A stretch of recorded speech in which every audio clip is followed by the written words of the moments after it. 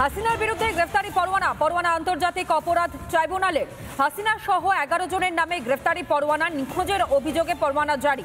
ইউনূসের প্রতিহিংসা পরায়ণতা, বিরোধীদের কণ্ঠরোধের চেষ্টা, তাহলে ইউনূসের জোর করে গুমের তত্ত্ব খাঁড়ার চেষ্টা করা হচ্ছে কি?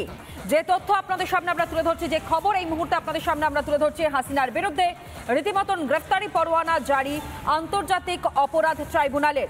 কিন্তু এই হাসিনার বিরুদ্ধে গ্রেফতারি পরোয়ানা কেন? সবথেকে বড় বিষয়, অপরাধ কি? হাসিনা সহ 11 জনের নামে গ্রেফতারি পরোয়ানা জারি, নিখোঁজের অভিযোগে পরোয়ানা জারি। ইউনূসের কার্যত প্রতিহিংসা পরায়ণতা, আর তারিখে এটা বহিঃপ্রকাশ। সরকারি আইনজীবীর বক্তব্য শুনুন।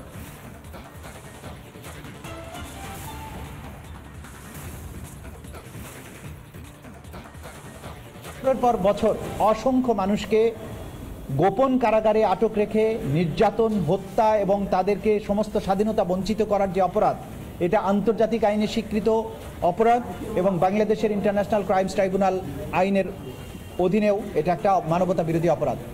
সেই অপরাধটা সংগঠিত হয়েছিল তদানীন্তন প্রধানমন্ত্রী শেখ হাসিনার প্রত্যক্ষ নির্দেশে, পরিকল্পনায়, এবং সেই সময়ে সরকারের যে সমস্ত বাহিনীগুলো ছিল, পুলিশ থেকে শুরু করে বিভিন্ন গোয়েন্দা বাহিনী, তাদেরকে দিয়ে এই সংঘবদ্ধ সিস্টেম্যাটিক ওয়াইড স্প্রেড এই অপরাধগুলো করা হয়েছিল।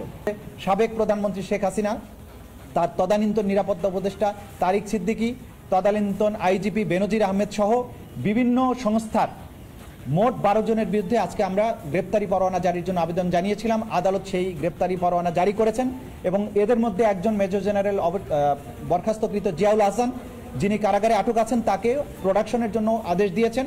আগামী 12 ফেব্রুয়ারি তাদেরকে এই আদালতে গ্রেপ্তার হওয়া মাত্র তাদেরকে প্রডিউস করতে হবে। আগামী 12 ফেব্রুয়ারি এই মামলার পরবর্তী দিন ধার্য করা হয়েছে।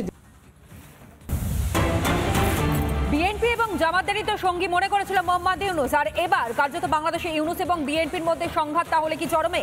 খালেদা পুত্রের দেশে ফেরা নিয়ে জটিলতা সৃষ্টি হয়েছে বলে জানতে পারা যায়। এমনকি বাংলাদেশে ফেরার পরিস্থিতি তৈরি হয়নি এখনই। তারেক রহমানের বাংলাদেশে ফেরার পরিস্থিতি নেই মন্তব্য স্থায়ী কমিটির সদস্য সালাউদ্দিন আহমেদের।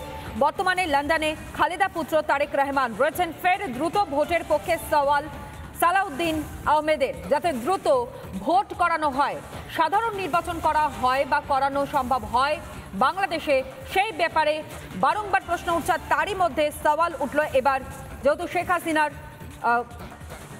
সব থেকে বড় বিষয় যেটা খালেদা জিয়ার পুত্র দেশে ফেরা নিয়ে জটিলতা যেখানে সৃষ্টি হচ্ছে, সেখানেই সওয়াল সালাউদ্দিন আহমেদের।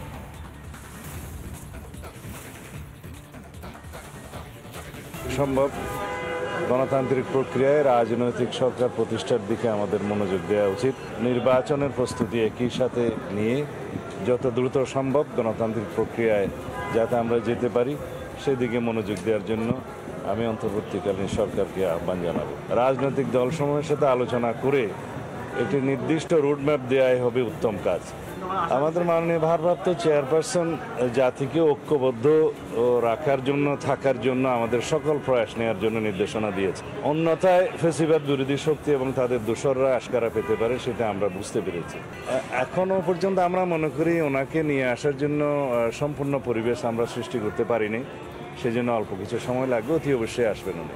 নানা ধরনের কন্টেন্ট দেখার জন্য লাইক করুন, শেয়ার করুন আমাদের ফেসবুক পেজ, সাবস্ক্রাইব করুন আমাদের ইউটিউব চ্যানেল। পাশাপাশি অন্যান্য ব্রেকিং নিউজের জন্য অবশ্যই চোখ রাখুন রিপাবলিক বাংলায়।